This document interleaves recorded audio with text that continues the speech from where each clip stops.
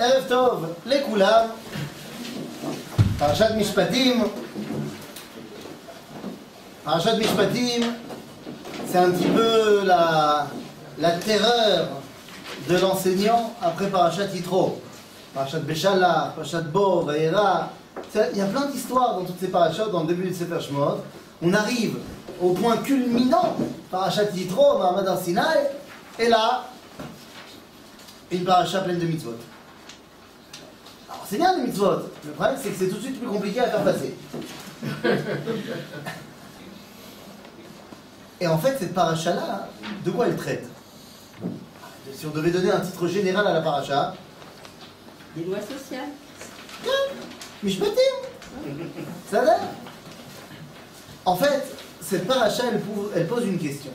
Elle pose une question qui est posée dans la source numéro 1, dans le traité de Baba Kama. On nous dit Amar Rav Yehuda, Haïman de Baï le Meheve Chassida. Ce qui veut dire en bon yiddish, que doit faire un homme pour être un bon chassid? Chassid, rien à voir avec la chassidoute du Baal Shem Tov. C'est-à-dire, chassid, c'est, comme on dirait en arabe, un mensch. Donc, que doit faire un homme pour être un mensch? Réponse, premier avis. Premier avis, le kayem mile den zikin. Pour être un mensch, il faut respecter tout ce qui est marqué dans Nezikin. C'est quoi Nezikin? Masechet Nezikin bal Talmud. Les trois babas. Voilà, c'est Baba Kama, Baba Metzia, Baba Batra et une grande partie de Sanhedrin aussi. Ok, c'est Nezikin. Et comme c'est trop grand, alors on l'a coupé en 3 morceaux. Baba Kama, Baba Metzia, Baba Batra. Donc ça c'est un avis. Le Kayem mile des Nezikin. C'est-à-dire Ben Adam, la Chavero. Deuxième avis, Rav Amar, Milei de Avot. Non, pour être Kamench, il faut faire ce qui est marqué dans Pirkei Avot. C'est-à-dire les Midot. Ben Adam, l'Atzmo. Ve'amrele, et il y en a d'autres qui disent, Milei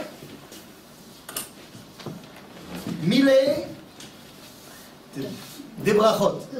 C'est-à-dire, Ben Adam, la Makom, les Brachot, Masechet Brachot. Nous, ce qui nous intéresse ici, c'est le premier avis, à savoir Milei des Nezikin. Pourquoi la Torah, juste après avoir donné Mahamad Har Sinaï, nous a donné toute cette paracha pleine d'inim et de Nezikin? C'est de cela qu'il va être question ce soir. Vous savez? Mais, pour l'instant, j'enlève ça. On y reviendra. Et je veux rentrer dans un autre sujet qui, a priori, n'a absolument rien à voir, mais qui en fait est certainement un des yesodot de la paracha. Nous dit la Gemara dans Maseret Avodah Zarah. C'est un sujet que tout le monde connaît. Chalav lemay nichushlei, im yishuf ichlufei tahor chirar, vetameh yarok, veim yishum irbuvei, nikum de'amar mar chalav tahor, omed chalav tameh eino omed. I deka bae gvina. Bien. Alors on va te dire là-bas un autre problème. De quoi je parle? La Gemara dans Masechet Avodah Zarah nous dit la chose suivante. J'espère que je ne vais choquer personne en disant que d'après le judaïsme, le cochon c'est pas permis, et d'après le judaïsme, la vache c'est permis. Jusque-là, c'est bon? Donc, la femelle du cochon, elle n'est pas permise non plus. La truie, ça marche pas. Ce qui veut dire que ce qui sort de la truie, c'est pas cachère, à savoir son lait, mais ce qui sort de la vache, c'est quelle cachère? Donc le lait de la vache, il est cachère, le lait de la truie, il n'est pas cachère. Jusque-là, j'ai pas dit des folies? Il a fait. Est-ce que ça change quelque chose de savoir si la vache, elle est juive ou elle n'est pas juive? Non, ça ne change rien. D'accord? Est-ce que ça change quelque chose de savoir si elle appartient à un juif ou si elle appartient pas à un juif? Ça change. Rien non plus. Est-ce que ça change quelque chose si la vache elle a été traitée pendant Shabbat? Oui. Si elle appartient à un juif? Si elle appartient à un goy, que le goy il l'a traité pendant Shabbat? Le Seder? Ok. Non, je veux juste qu'on pose des bases. Talou quoi? Talou Nokrim Khalavakum. Mais je ne sais pas ce que ça veut dire Khalavakum pour l'instant. Pour l'instant, j'ai simplement dit qu'une vache qui produit du lait, que la vache soit juive ou pas, le lait, il est kasher. C'est-à-dire, le lait de truie, de chamel, d'ânesse, pas kasher. Ok? C'est pas shoot no, bentaï. Ah maman, la Gemara me dit, oui mais à l'époque, le petit producteur, eh ben, pour plusieurs raisons, peut-être qu'il va mélanger les laits. Sur le Gemara dit tout de suite, il n'y a aucun risque que le producteur me trompe et me donne du lait d'ânesse en me disant que c'est du lait de vache. Enfin, il n'y a aucun risque. Ça veut dire qu'il faut plus cher. Non! Oui, aujourd'hui, tu as raison, 100%. Mais je parle à l'époque où je vais chez le fermier. Et il a une ânesse et il a aussi une vache. Il sait traire celle-là. Parce qu'il avait déjà trait sa vache le matin. Ça veut dire? Non, il n'y a aucun risque d'avoir un risque de manger pas kasher. Pourquoi? Parce que, dit la Gemara, le lait d'un animal pas kasher n'a pas la même couleur que le lait d'un animal kasher. Ça, c'est une réalité dans les faits. Bon, je ne suis pas truc, mais aujourd'hui, enfin, voilà, c'est plus un secret, quoi. Le lait des animaux kasher, il est dans le blanc, alors que le lait des animaux pas kasher, il est plus vers le jaune. Ça, c'est maïesh. Donc ça pose pas de problème à Chazal. Il dit ça, on n'a pas peur.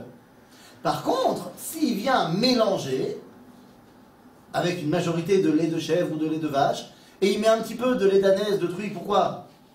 Soit parce que c'est un antisémite, ou alors, tout simplement, parce qu'on ne parle pas d'une grosse entreprise avec 7000 vaches. On parle d'un producteur qui a une vache, 3 truies et une ânesse. Bon, bah, il veut avoir une grande production de lait, c'est tout. Donc il prend le lait de chacun et il mélange. Alors à ce moment-là, si la quantité de vaches est beaucoup plus importante que les autres, et ben la couleur ne va pas influencer, donc ça va rester du blanc. Et là, il faut faire attention, parce que j'ai pas le droit de manger du lait d'ânesse, même mélangé avec du lait de vache. Et donc là, Chazal vont nous imposer de surveiller la production de lait. Chiamour. Ça ne change rien à la vache en elle-même. C'est pas parce qu'un juif il a regardé la production du lait que le lait est devenu magiquement kadosh. Ce n'est juste une précaution purement technique de savoir qu'est-ce qu'il y a dans mon bol. On est d'accord là-dessus. Donc Chazal on fait une zéra en disant que comme de peur que le producteur nous mélange, pas contre nous, regarde, hein, ça, eh bien on oblige d'avoir une surveillance juive sur le lait. On va appeler Chalav Israël, Shera Bo Israël. Akol Tov. Akol Tov, mais on a dit que c'est un problème purement technique. De ce problème purement technique va sortir une vision du monde qui n'est pas technique, qui est kabbalistique. Par exemple, celle du Rabbi Arayat, du 6e Rabbi de Chabad, qui dit la chose suivante dans Sha'arei Halacha U'Minhag: Ma she'amarti lo be'anogea lechalav ha'akum ou al pi sipur hayadua me'admur. En fait, il tient ça encore de l'admur précédent à moi, Rachav. Shechalav ha'akum me'orer sfekot be'emuna. Vous pouvez traduire d'abord le deuxième, ce que vous avez lu avant? C'est tout ce que j'ai expliqué en français. Ah, C'est qu'on a peur, on n'a pas peur d'un... On met dans les mots. Ah. Chalav le mei nichush lei. De quoi j'aurais peur par rapport au lait? Chazal nous ont... Je n'ai pas mis toute la sougia, mais Chazal vont dire on est obligé d'avoir un lait surveillé. Pourquoi? De quoi on risque d'avoir peur? Imishu michloufé. Est-ce qu'on a peur qu'il nous ait échangé le lait? Il nous ait présenté du lait, donc j'ai dit de truie, et il nous a dit que c'est du lait de vache. Il dit non, parce qu'on te dit que Taor River, le lait Taor, donc kasher, il est blanc, Vetame Yarok. Yarok c'est pas vert, hein. Le Yarok de la Gemara c'est plus jaune. C'est donc ce que j'ai dit, le lait d'un animal pas kasher, il n'a pas la même couleur que le lait d'un animal kasher. Donc il dit c'est pas de ça qu'on a peur. Elama, Veim Mishum Irbouvier. Donc on a peur de quoi? Du mélange. Ok? C'est pour ça qu'on a peur, parce que là on ne peut pas vérifier à 100%. Après il rentre dans une autre souga qui est la souga du fromage, mais pour l'instant c'est pas ça qui m'intéresse. Il y a plein d'autres de distinctions dans le lait, que le lait d'un animal kasher il peut devenir du fromage, le lait d'un animal pas kasher il ne peut pas devenir du fromage, plein de choses. Mais là on va se satisfaire du lait pour l'instant, vous allez voir pourquoi. Et donc, le rabbi de Lubavitch, à côté, il dit, manger du lait à koum, ça amène des sfekot, des doutes dans ta imuna. Alpima, לא על פי ההלכה, אלא על פי הקבלה. Pourquoi pas? Sauf qu'à pi ההלכה, on a le droit de manger du Nutella? On n'a pas le droit de manger du Nutella. Je ne m'intéresse ici que à la she'ela du chalav akoum ou pas chalav akoum. Non, parce qu'il y a d'autres she'elot. Lactosérum. Voilà, par exemple le lactosérum, qui est une blague extraordinaire. Non, parce que le lactosérum, c'est fantastique. Le lactosérum, mechalav, ça s'appelle mechalav dans la Gemara. Afkat Megvina. Ouais, mechalav, megvina, c'est ce qui reste quand on presse, machin, pour faire le fromage. Alors il y a de l'eau qui tombe. Et la she'ela dans la Gemara, c'est est-ce que c'est de l'eau ou est-ce que c'est déjà du fromage? Est-ce qu'on considère que cette eau, la quantité de lacté qu'il y a dans cette eau-là, elle est battue de chichim, donc c'est de l'eau complètement? Ou est-ce qu'on pense au contraire que c'est déjà du fromage dans le processus du fromage et donc on doit lui donner toutes les vérifications comme avec du fromage? Et la Gemara là, elle ne statue pas. Elle ne statue pas. Bah, la halakha, c'est Kemina Gamakom. Depuis l'époque de la Gemara jusqu'à aujourd'hui. Chaque Keila, elle fera du lactosérum ce qu'elle a envie de faire. Dans sa communauté, Mahmirim, et donc ils veulent une surveillance. Dans d'autres, Mekelim, pas de surveillance. Ce qui est extraordinaire, c'est qu'en France, pendant des années, c'était Mekelim, et tout d'un coup, Mahmirim. Ce qui est assez extraordinaire. Mais là, je ne rentre pas dans la she'ela du lactosérum, je ne rentre pas non plus dans la she'ela de d'autres ingrédients qui pourraient rentrer dans la composition. Là, je parle uniquement de la question du lait. Et encore, je ne parle même pas de la she'ela du afkat halal. Qu'aujourd'hui, à part les yaourts, les crèmes glacées et le lait lui-même, on trouve pratiquement aucun produit qui est fait à partir de lait. Tous les produits, laitage, sont faits à partir de poudre de lait. Ok? Or, c'est simplement plus facile à gérer dans les productions industrielles, machin, poudre de lait. Dans la poudre de lait, le Rav Tzvi Pessar Frank, dans les shoots Har Tzvi, il dit on n'a même pas besoin de le permettre. Parce que ça n'a jamais été interdit, la poudre de lait. Parce qu'à l'époque de nos sages, ça n'existait pas. Donc c'est un truc qu'on n'a même pas besoin de permettre à la base. Donc tout ce qui est marqué Afkat Khalav, l'autre sacre est terre, ça n'a jamais été interdit. Ça, c'est la vie du Rav Frank. Mais là, encore une fois, je m'intéresse uniquement à mon histoire de Khalav. Et vous connaissez certainement ce que va nous dire Rabbi Moshe Feinstein à propos du lait. Il dit Rabbi Moshe Feinstein, qui est contemporain au Rabbi Lubavitch. Le Rabbi Lubavitch, super anti-Khalav akoum. Rabbi Moshe Feinstein, il va dire ou bidvar achalav shel companies. C'est la companies? Les chavarot, les entreprises, les grandes entreprises. On ne parle pas du companies. Les Américains, qu'est-ce que tu fais? Ou bidvar achalav shel companies. On ne parle pas du petit producteur. On parle de, je sais pas, c'est quoi les grandes marques de lait? Yoplait. Yoplait, ils font du lait? Ils font que du lait de lait? Non, pas que la vie, ils font du lait. Ouais. Yalla, chez Yoplait. Non, en Israël ça marche pas, parce qu'en Israël c'est Khalav Israël, donc ça marche pas. Hein? Nestlé, chez Kitso. Tous les producteurs de lait que vous connaissez. Bimedinatenu. Lacta. Donc lui il parle des États-Unis, mais ça marche aussi pour l'Europe, ça marche aussi pour les pays occidentaux qui ont la même réglementation. Asher yesh pikuach hamemshala ve'im yarbu chalav behemat mea ye'anshu וגם יסגירו את ההישג שלהם, שלכן ודאי, מהתיתן. Ils ont peur de ça. Ils ont peur de לערב. ויש טעם גדול להתיר אף בלא שיטות הפרי חדש, משום דעיקר דעידיעה ברורה היא כראייה ממש. Rabbi Moshe Feinstein dit comme dans nos pays, il y a une vérification de l'État qui dit que si le producteur il dit que ça doit être du lait de vache, il est obligé de mettre du lait de vache, et que si jamais on fait une vérification et qu'il y a autre chose, il va prendre une amende de malade et il va faire fermer sur internet, shaming et tout ce que tu veux. En plus de ça, rajoute le fait qu'aujourd'hui, produire du lait d'un animal pas cachère, c'est beaucoup plus cher que de produire du lait de vache. C'est beaucoup plus facile. Et bien, comme il a peur, eh bien il ne va pas le faire. Et cette yédia là, c'est comme si moi je le voyais. C'est comme si Bémet, en fait, il était Khalav Israël. Ok? Et c'est pour ça qu'il permet Khalav akoum. Archa. Pourquoi je vous dis tout ça? Finalement, ça n'a rien à voir avec notre paracha. D'accord, ça n'a rien à voir avec notre paracha aval. Ça veut dire que d'après la halakha, on peut manger du chalav akoum? Oui. Il n'y a aucun interdit halachique. Je parle évidemment de Medinatenu. En Israël, il n'y a vraiment pas de problème. Mais je te parle quand tu es en France, quand tu es en Amérique, machin. Je te parle pas quand tu es au fin fond de l'Inde. Et tu sais pas d'où il vient le lait, machin. Je parle pas de ça. Il n'y a aucun interdit halachique. Il peut y avoir, d'après le Rabbi Lubavitch, un interdit, pas fondé sur un problème de halakha, mais fondé sur un problème de Kabbalah. Grand bien te fasse si tu as envie de respecter Torah ta Kabbalah. Tu as le droit. Mais qu'est-ce que tu n'as pas le droit de faire? L'imposer aux autres. L'imposer aux autres en disant que si tu ne fais pas ça, c'est pas kasher. Pourquoi? Eh bien, tout simplement parce que ce qu'on fait Alpi à Kabbalah, ou Alpi Midat Chassidut, c'est ce qu'on appelle en français du domaine du en plus. Quand la kavod de faire du en plus, mais c'est en plus. Et donc, ça ne peut pas être le critère obligatoire pour tout le monde. Parce que c'est quoi le critère obligatoire pour tout le monde? Eh bien, c'est ce que tout le monde fait. Et sur cette phrase-là, je reviens dans ma paracha.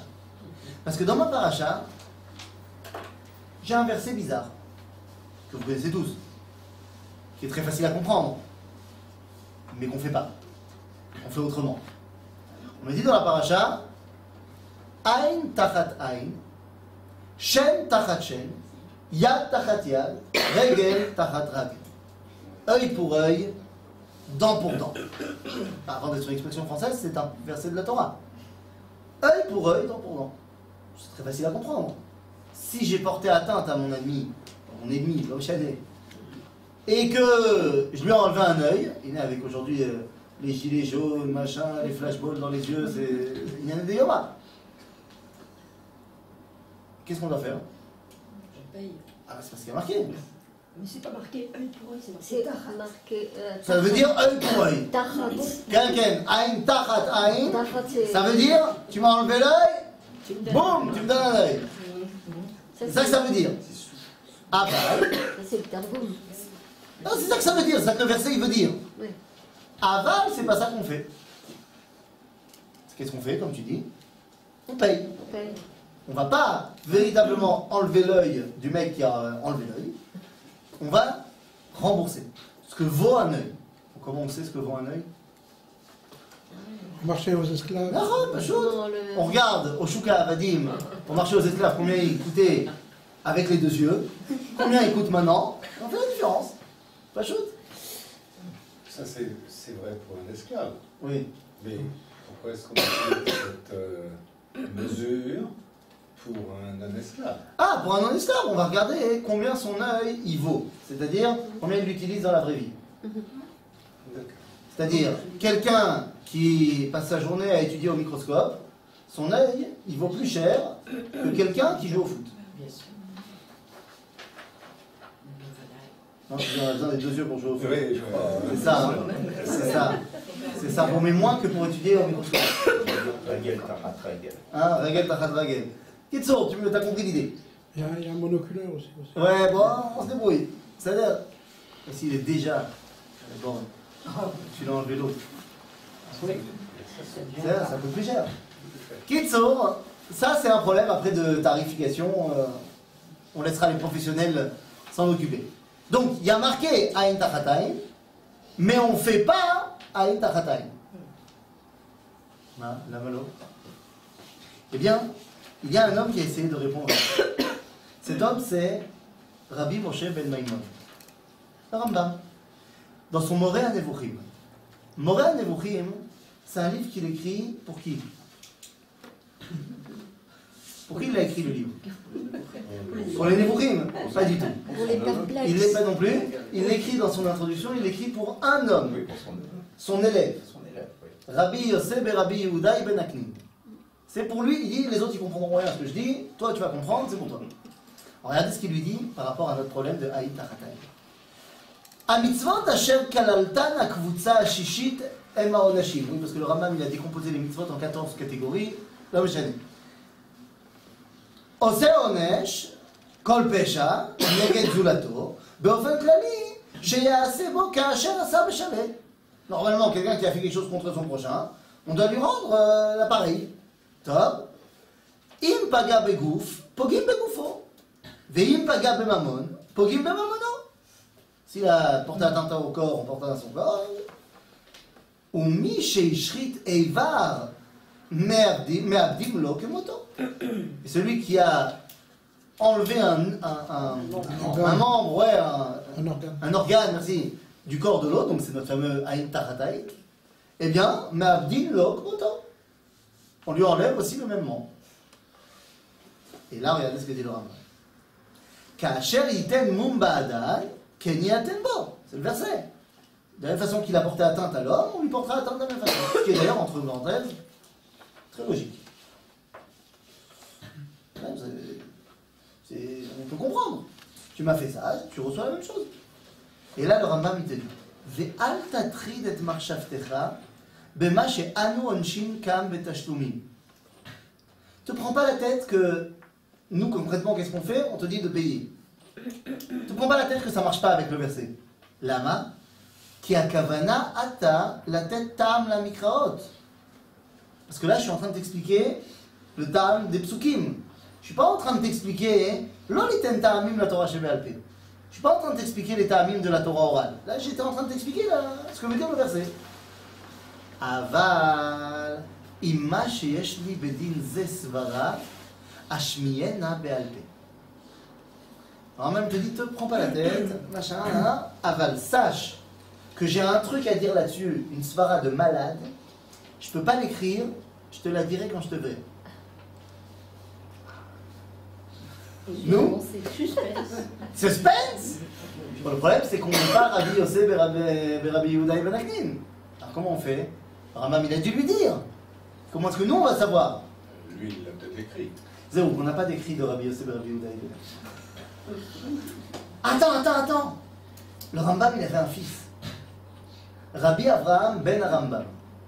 Et il a fait un commentaire de la Torah, y compris de Sefer Shemot. Bon, on irait. Peut-être qu'il a entendu papa parler. Alors, bon, il est. Omer, Rabbi Avraham ben Rambam, Pshita dikra mevoa. וביארה קבלה שכוונת המקרא דמי שן תחת שן וכן בכולם. Le Rabbi Abraham il dit, voilà, la Torah Shebe'al-Peh nous a expliqué qu'on donnait de l'argent et machin à tout le temps. וכבר יש סעד בקבלה זו בעדות המקרא בראיות ההיקש שכתבם רבנו סעדיה ז"ל בפירושו. Il dit, en fait, tout ce qu'on apprend, on l'apprend déjà, רבנו סעדיה il a expliqué. וזה בעצם הפירוש המקובל. רבנו סעדיה גאון מסביר. על פי הפסוק עצמו, שלא ייתכן לומר שזה כפשוטו, אלא יש לשלם ממון. ולאבא והאריזל, donc il dit, Rabbeinu Saadia il a dit qu'il faut payer. Et là Rabbeinu Avraham il dit, ולאבא Marizal, c'est qui?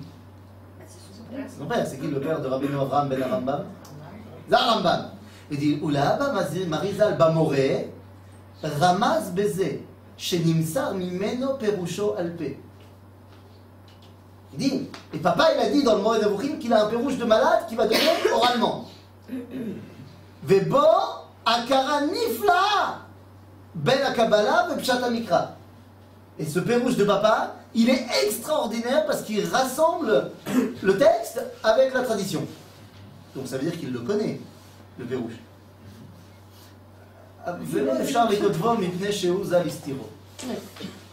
Mais je ne peux pas le dire parce que le père il ne l'a pas dit alors. Voilà, Zot. Donc qu'est-ce qu'on fait? On demande un fils. Ah, il avait un fils. Voilà.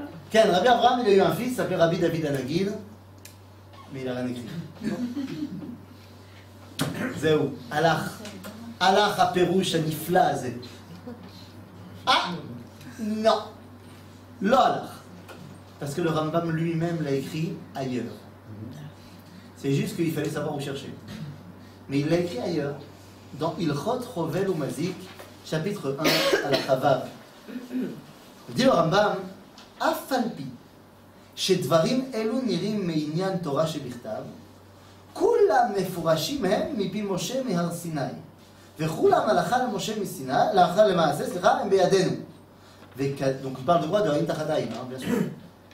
וכזה ראו, écoutez bien ce qu'il dit, וכזה ראו אבותינו דנים בבית דינו של יהושע ובבית דינו של שמואל הרמתי ובכל בית דין ובית דין שעמדו ממות משה ועד עכשיו.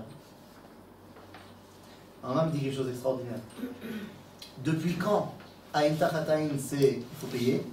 Depuis toujours. Non. Depuis Yoshua. Oui, depuis. Ça veut dire pas quand, pas Bimé Moshe. Ça veut dire à l'époque de Moshe, Haïm Tachataïm, ça veut dire Haïm Tachataïm.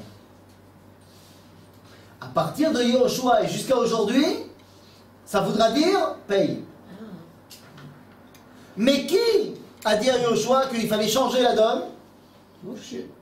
Sotomeret lui a écrit une lettre ou il lui a dit? Vas-y. Il lui a dit. Ce qui veut dire que tout ce verset, en fait, est la base de ce qu'on appelle Torah Sheba'al Peh. Torah Sheba'al Peh, c'est pas ce qui est marqué, c'est ce qu'on m'a dit de faire. Est-ce qu'il peut y avoir une contradiction entre la Torah Shebirtav et la Torah Sheba'al Peh? Bien oui. Où est-ce qu'on l'a trouvé par exemple? Dans un livre qui s'appelle Shoot à Rambam. Il y a un shoot de Rambam, chez l'autre Tshuvot. Et il y a une tchouva, où il y a plusieurs d'ailleurs, où il donne une réponse. Donc c'est des questions-réponses, c'est un truc. Bon, c'est Birta parce qu'il n'y avait pas le téléphone. C'est un HBLP quoi. C'est le mec qui lui a demandé, il lui a répondu à son cas particulier. Et il lui a répondu quelque chose qui contredit ce qu'il avait marqué lui-même dans le Mishneh Torah. C'est quelque chose qu'on va retrouver chez le Réma, que dans son shoot, il répond autre chose que ce qu'il a répondu dans la Mappa à la Shulchan.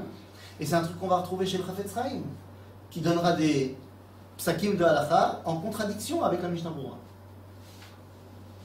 Parce que le livre, ou lo chashuv, aval ou lo chashuv, bien sûr qu'il est chashuv. Sur le livre, c'est une base. Mais ce n'est certainement pas grâce au livre qu'on apprend la halakha. Aujourd'hui, les gens pensent qu'en étudiant les sifrei halakha, on connaît la halakha. Et ça crée des choses absurdes. Que parce que quelqu'un il a lu 1, 2, 3, 4 livres de halakha, il vient et il dit à sa grand-mère que ce qu'elle fait depuis toujours, Zelo Beseder. Zekatouf ba halakha.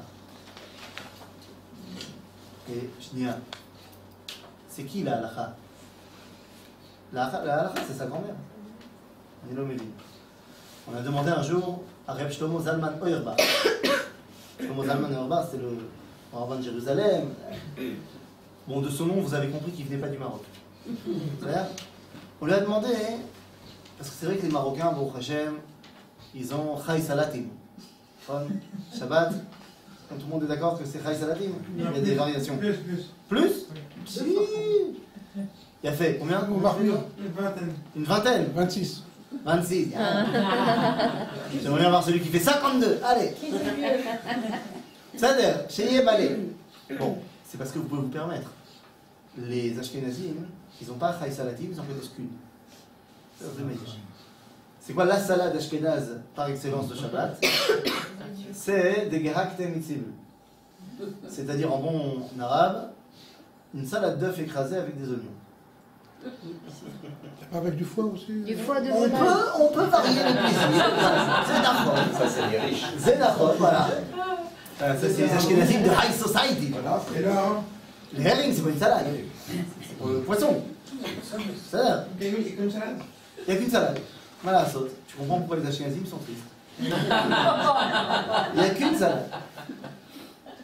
Bon, maintenant, la question qu'on a posée à Reb Shlomo, c'est est-ce qu'on a le droit de préparer cette salade pendant Shabbat? Parce que tu fais comme ça, mais en fait, il y a plein de problèmes.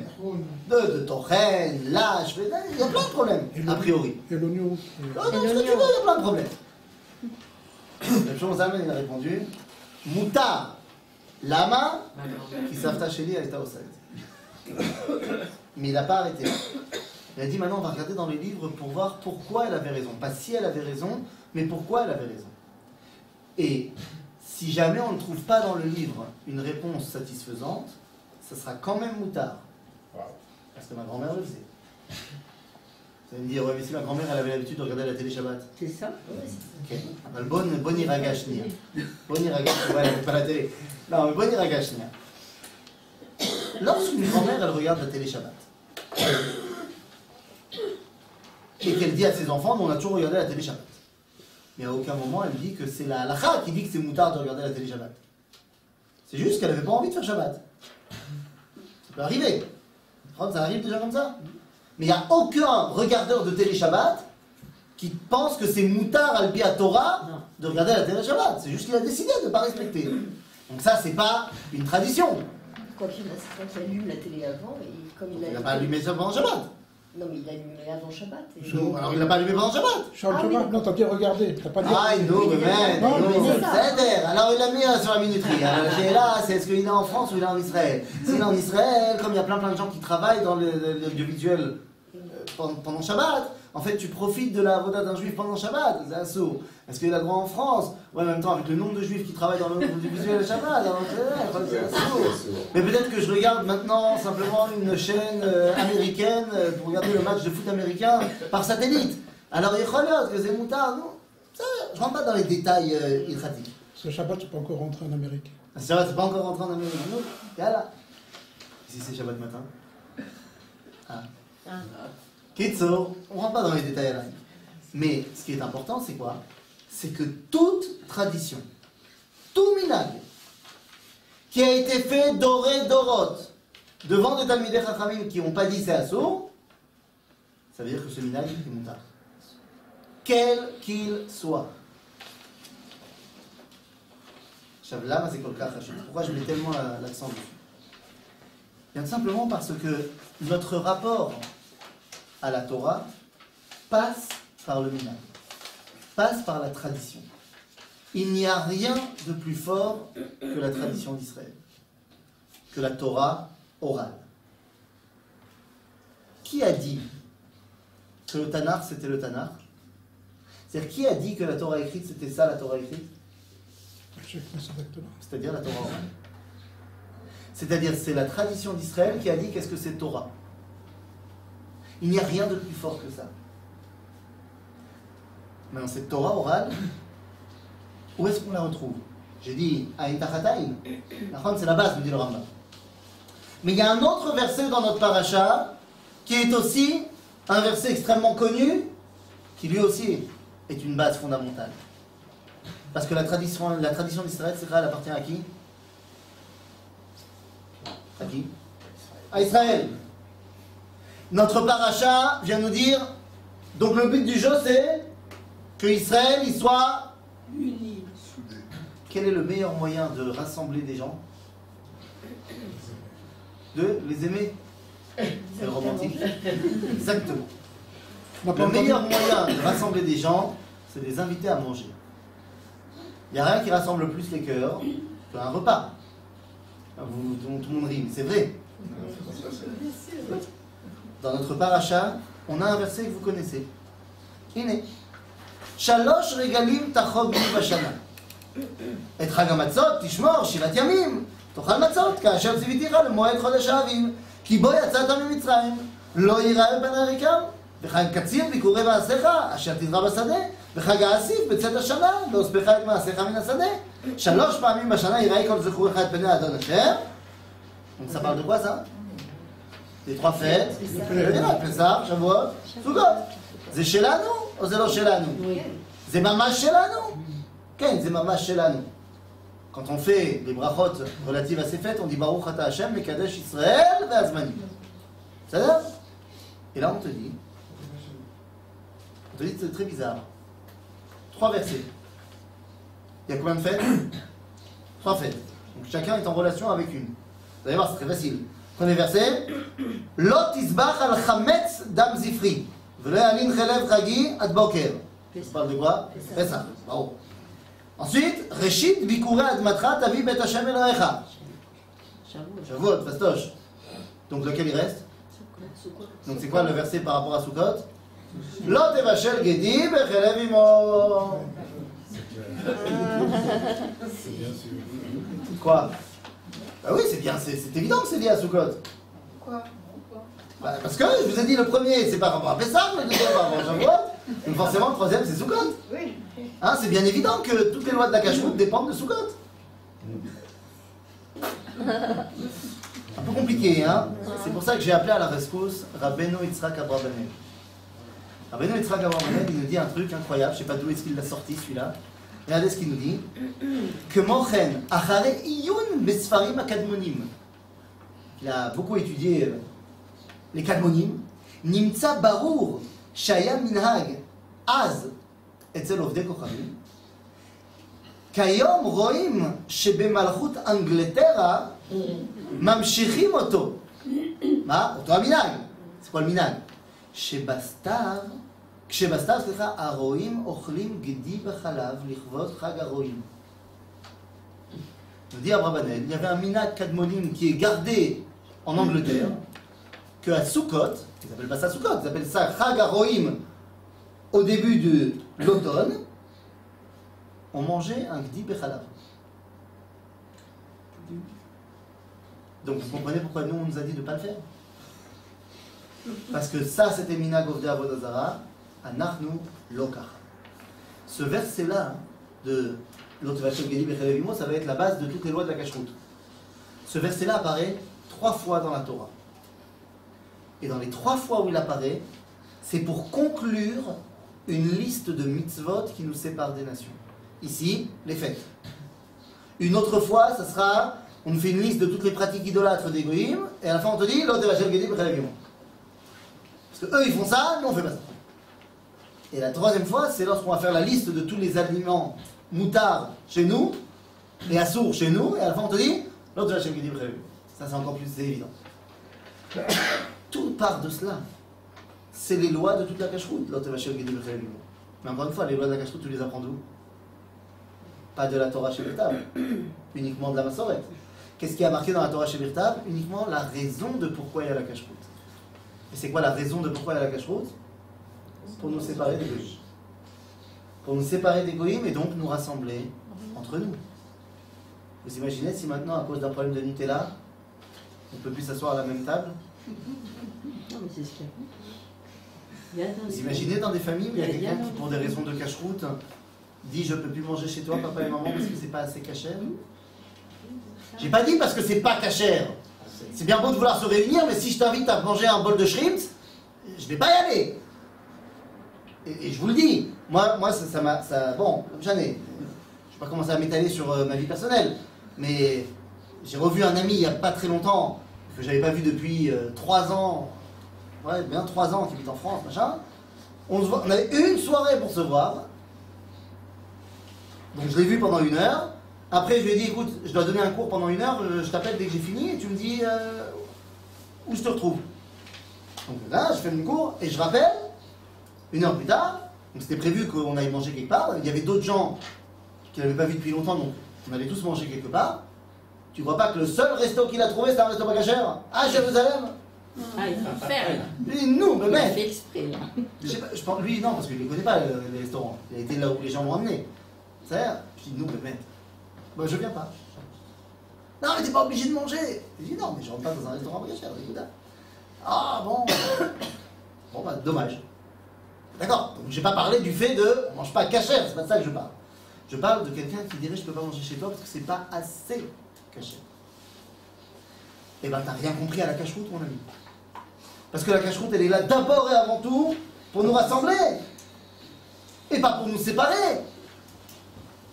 Alors, le Nutella, c'est vrai que c'est un Yesod Ba'emouna, on a bien compris. Il y a un autre Yesod Ba'emouna, chez les Français, c'est le vin. Et attention, le vin touché par un pas Shomer Shabbat. Pas. Ou vu. Attends, Non, j'ai vu des gens qui mettent du papier aluminium. Ah, pour pas le voir. Ouais, bon. Voilà, c'est la science-fiction. Donc là, le simple fait qu'un juif pas Shomer Shabbat ait vu le vin, ça va changer les propriétés chimiques du vin qui va le faire devenir pas cachère. Ah, ça c'est... Celui qui met les bouteilles en rayon, c'est pas forcément un juif. Oh Shumo Shomaim. Bah oui, mais en même temps, je plaisante, mais c'est marqué comme ça. C'est pas de ma faute. Il y a marqué ici, dans la source numéro 11. Mekablim korbanot mi posh'ei Israël dans la Mishnah, dans Masechet Chulin, kedei sheyachziru bahem b'tshuva. Donc on accepte quelqu'un qui fait des fautes, on accepte quand même à faire des korbanot. Il y a une personne qu'on n'accepte pas. Chutz mina mumar lenaser et hayayin ou lechalel Shabbat befaresia. Celui qui transgresse Shabbat befaresia, dino kemumar lechol haTorah kula. On considère comme un goy complet. C'est quoi? Il fait quoi? Ben c'est ça le problème. Il y a marqué s'il est transgresse Shabbat befaresia. Et c'est là que c'est pas très clair. Mazé mechalel Shabbat befaresia. Est-ce qu'il s'agit, hein? Volontairement, il le fait. Ça c'est sûr qu'il fait volontairement. Mais befaresia ça veut dire. En public. Alors, est-ce que c'est en public, genre les gens l'ont vu? Non. Quelqu'un qui a pris sa voiture Shabbat pour aller voir le match de foot et bah, il habite dans un quartier juif et tout le monde l'a vu, ça s'appelle pas Mechalel Shabbat Befaresia. Parce qu'il a pris sa, voilà, il a pris sa voiture parce qu'il voulait aller au match. Mechalel Shabbat Befaresia, celui qui prend sa voiture Shabbat, Dafka à l'heure de la fin de la tfila, et il s'arrête devant la synagogue, il klaxonne, il met ses Shabbat. Ça, c'est Mechalel Shabbat Befaresia. Azov le fait qu'il n'y en a pas aujourd'hui. Mais pourquoi est-ce que la Mishnah elle me dit que ces gens-là, on les considère comme des goïms? Pour une raison très simple. À l'époque de la Mishnah, et ça va être repris dans le Rambam, parce qu'à l'époque du Rambam c'est pareil. Tout le monde est Shomer Shabbat. Et quelqu'un qui serait Mechalel Shabbat Befaresia, c'est qu'il veut se désolidariser complètement du peuple juif. Tout le monde fait Shabbat. Donc, ah, tu veux te désolidariser du peuple juif? Ben, tu sais quoi? T'as gagné. C'est une punition qu'on lui fait. Mais quelqu'un qui ne ferait pas Shabbat, mais qui n'y voit absolument pas une désolidarisation du peuple juif, il faut le considérer comme un goy?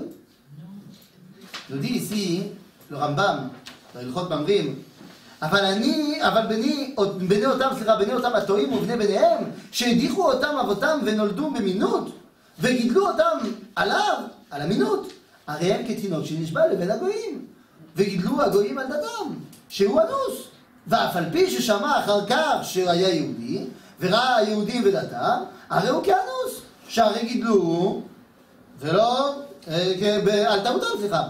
כך אלו האחוזים בדרכי אבותיהם שטעו. לפיכך ראוי להחזירם בתשובה ולמשוך אותם בדרכי שלום עד שיחזרו לאיתן התורה ולא ימהר האדם לאורגן.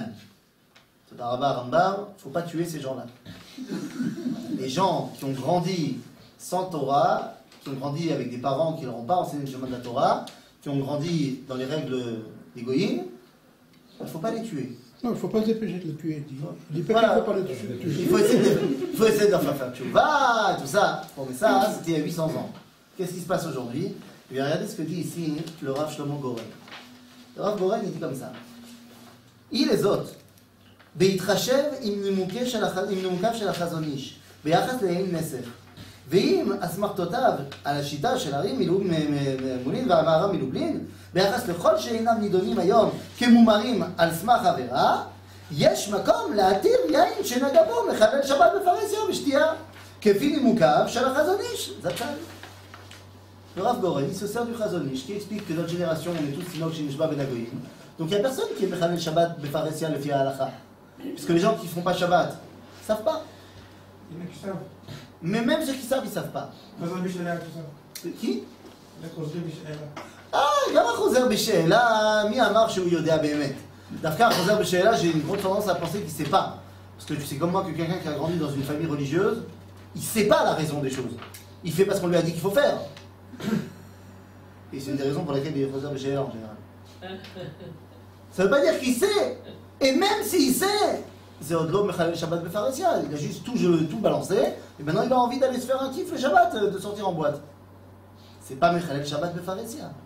C'est la raison pour laquelle mon père qui n'est pas Shomer Shabbat, à chaque fois que je viens en France, que j'ai l'occasion, machin, ben, je lui amène une bonne bouteille d'Israël, Dafka pa Mevouchal, et je lui dis à lui d'ouvrir. Parce qu'aujourd'hui, le mec qui n'est pas Shomer Shabbat, c'est peut-être quelqu'un qui a un énorme Magen David tatoué sur le ventre avec marqué Am Israël Chai. Ça peut arriver, des choses comme ça. On en voit sur les plages de Tel Aviv. Quoi, ils aiment pas le peuple juif?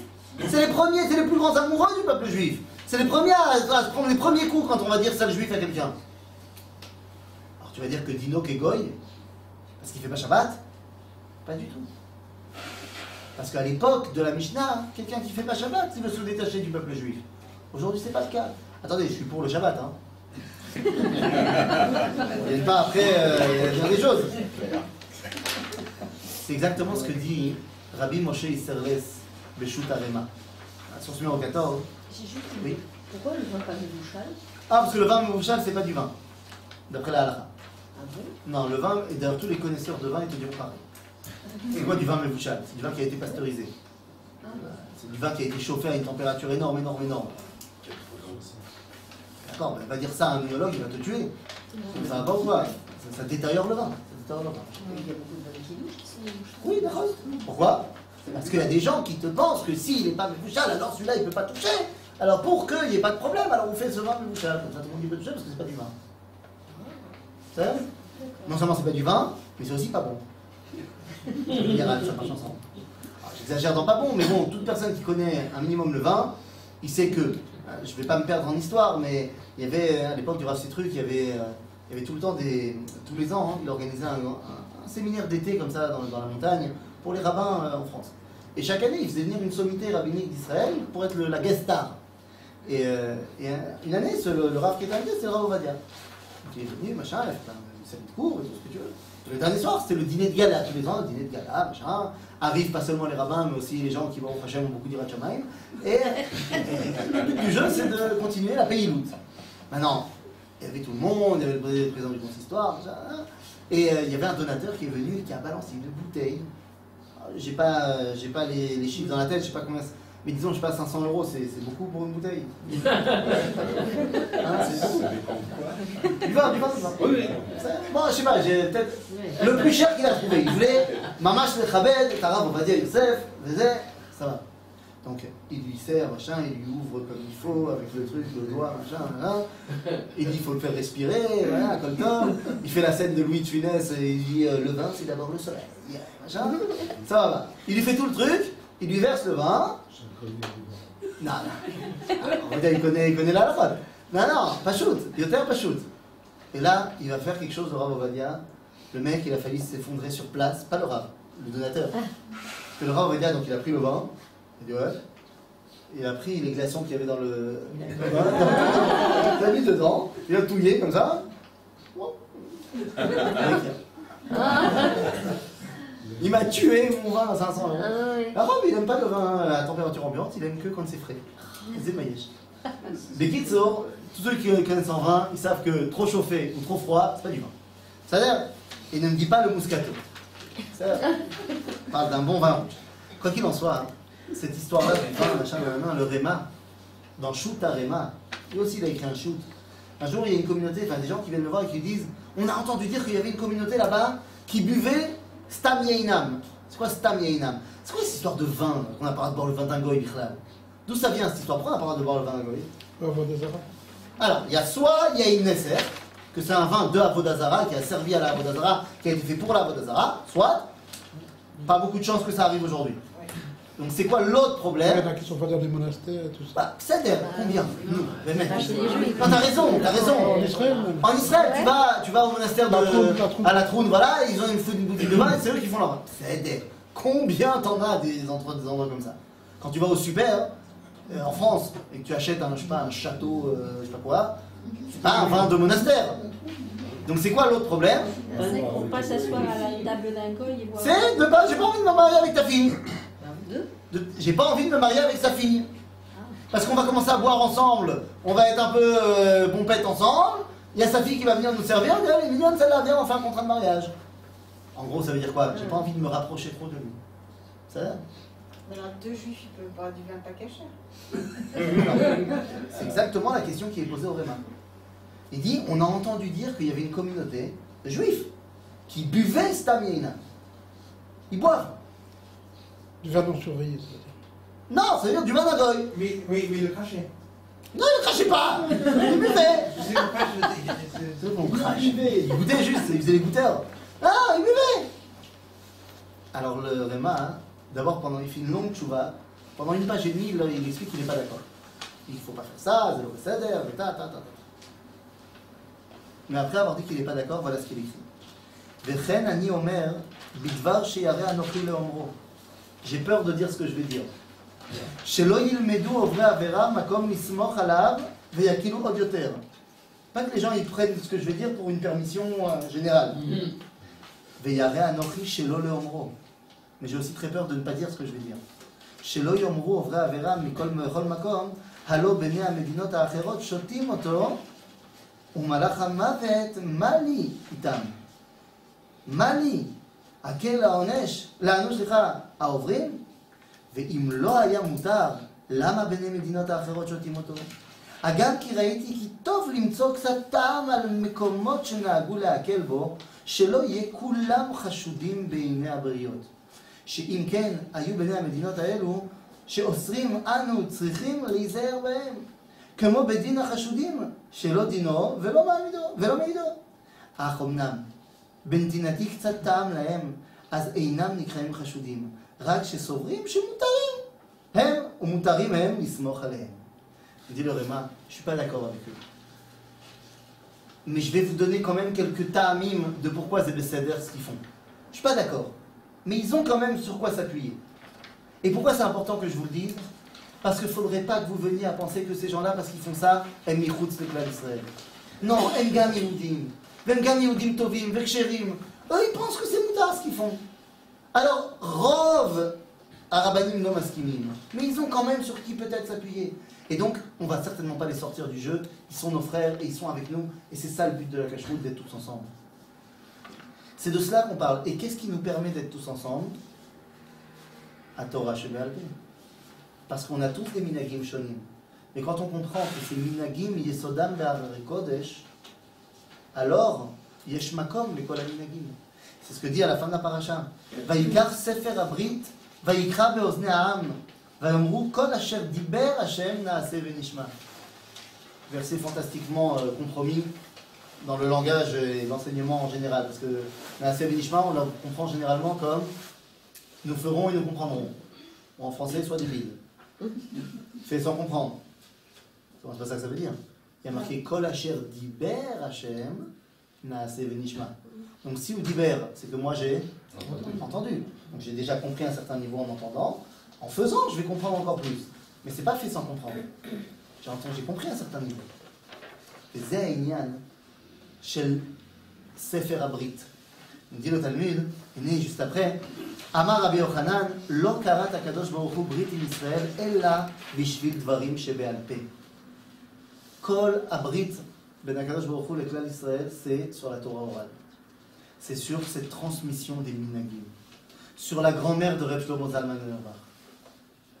Que tout minag qui a été fait Bedoré Dorot ou Kasher, et c'est ça qui est la Teudat Bituach, la garantie de l'éternité de la Torah. C'est ce que nous dit ici le Sefer Ikarim. On va pas avoir le temps de voir toutes les sources. Le Sefer Ikarim, Rabbi Yosef Albo, il dit que qu'est-ce qui rend la Torah éternelle? Pas la Torah écrite, la Torah orale. La Torah écrite, elle est figée au moment où elle a été écrite. Mais l'éternité de la Torah se trouve dans le message continu de génération en génération. Et où est-ce qu'on découvre le plus cette expression de l'éternité de la Torah? Dans les minagim des Bnei Israël. Qui a minag ou kodesh kodashim. Et je vais vous dire un grand secret, il est aussi beaucoup plus important que les halachot. Vous avez tous déjà fait Pessah. Et je suis sûr que dans vos tables de Pessah, de Seder, il y a très certainement eu des problèmes de halacha. Tout le monde autour de la table n'a peut-être pas forcément mangé la quantité de matzah accoudée betor achilat pras. Peut-être que tout le monde n'était pas avec son stopper pour voir combien de temps. C'est à la fin. Mais il y a peut-être des gens qui disent nous, yallah. Aval, trouvez-moi une famille séfarade qui n'a pas fait etmol, qui n'a pas fait bébidou. C'est possible un truc comme ça? Non. C'est l'okatouf beshum sefer. qu'il faut faire Bibilou et Mol. אבל זה קודש קודשים. כי זה מנהגי ישראל תורה. Et je terminerai tout simplement en vous disant que le si dans tout ça, c'est que qu'est-ce qu'on fait si jamais les rabbins sur un sujet se sont posé la question, qu'est-ce qu'on fait? Montar, Assour, ils ont tous débattu, ils n'arrivent pas à trancher. Zma aussi. Marov, ils sont Teiko. On demande aux anciens. On appelle la Il n'y a plus grand-mère. d'anciens, ils sont morts. La grand-mère. On appelle la grand-mère, elle n'a pas de téléphone. Non, mais il y avait l'histoire du couteau. Ou alors c'est un nouveau sujet qui n'existait pas à l'époque de ma grand-mère. Ah, ouais. Il y avait l'histoire du couteau pour faire la chéta. D'accord. Alors qu'est-ce qu'on fait? Que tout le monde demande aux anciens. Oui, mais là, il n'y a pas d'anciens. Imagine, il n'y a pas d'anciens. Ou alors c'est un cas qui ne s'est jamais présenté. La Gemara, elle va ramener une histoire. Elle dit qu'il y a eu une année, il y a des gens qui avaient rejeté la Torah orale. Ça s'appelait les Baïtoussim. Suzukim, Baïtoussim, tout ça. Et un jour, il y avait, vous connaissez le minag, de Chavitat Ha'aravot. Le jour de Hoshan Araba, on prend la Harava et on tape. C'est un minag Nevi'im. Et cette année-là, Hoshan Araba, c'est tombé Shabbat. Et donc les Juifs, ils sont venus amener leur Haravot Erev Shabbat au Beth Amikdash pour les préparer. C'est impossible de ton Shabbat. C'est impossible à cause de quoi? De ton calendrier. Mais à l'époque où on fait Rosh Chodesh al Pia Yareach, tout est possible. D'accord? Mais il y a des règles. Il y a des règles qu'on a mis en place avec le calendrier. C'est depuis qu'on fait Rosh Chodesh al Pia calendrier. Mais à l'époque où on fait Rosh Chodesh al Pia Yareach, ça peut tomber n'importe quel jour. Dès que j'ai vu la nouvelle lune. Ok? Kitsour. Donc ils ont préparé leur haravot la veille. Tout va bien. La nuit, les Baïtoussim sont arrivés et ils ont mis des pierres sur les haravot. Parce que eux, ils sont pas ma'amines dans la Torah Shevel Alpeh, donc ils sont pas ma'amines dans Moukse. Le lendemain, les rabbinim arrivent au petit matin et ils voient ça. Ils disent, oh, il va voir, qu'est-ce qu'on va faire? Si on laisse les pierres, on va annuler ce minag des Nevi'im. Si on enlève les pierres, les gens ils vont commencer à dire que Moukse c'est pas un problème. Donc qu'est-ce qu'ils ont dit? Ben, on fait rien. Quelque temps plus tard est arrivé le peuple. Et qu'est-ce qu'ils ont vu? Ils ont vu les pierres sur les haravot. Qu'est-ce qu'ils ont fait? Ils ont poussé les pierres avec leurs pieds. Ils ont pris les haravot et ils ont commencé. Et Chazal nous disent, il malait amé haratzot lo nitkayem haolam. S'il n'y avait pas ces gens-là, le monde ne tiendrait pas. Parce que quand la halacha est rofefet beyadecha, puk chazé mayama davar. Que lorsque tu ne sais pas quelle est la halacha, les rabbins ne savent pas, sors et va voir ce que le peuple y fait. C'est ça la halacha. Parce qu'il y a Ruach HaKodesh à l'intérieur de Klal Israël. Et c'est ça tout le projet de notre paracha de Nezikim. Nachon, les Nezikim c'est Ben Adam Lachavero. C'est tout ce qu'on fait les uns envers les autres. Il y a les halachot, mais il y a surtout le comportement les uns envers les autres, Minagé Israël, qui deviennent Torah. Et une fois qu'on a fini la grande Torah orale de Mahamad Har Sinai, eh bien, il fallait passer par une paracha qui est Meleat Mitzvot, pour t'expliquer que toutes ces mitzvot prennent leurs racines dans cette même Torah orale qui devient éternelle parce qu'elle se transmet de génération en génération avec ses nouveautés et avec ses changements. Et c'est ça qui la rend éternelle, qui fait que ça continue encore aujourd'hui. Chazak ou Baruch.